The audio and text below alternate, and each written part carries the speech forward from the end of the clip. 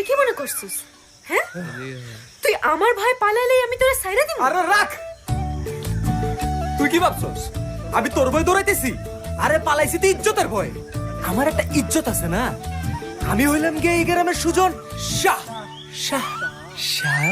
মাইয়া মানুষের বুকের পরে মাথা রাখতে তোর খুব মজা লাগে, তাই না? খুব মজা। হ, মজাই তো। তোর কোনো সমস্যা? হ্যাঁ, সমস্যাটা আমারই। তোর ওই মাথা আমার বুক ছাড়া অন্য কারো বুকে দেখলে আমার মাথা রক্ত উঠে যায়। আমি কয়ে দিলাম সুজন। ওরে বাবা।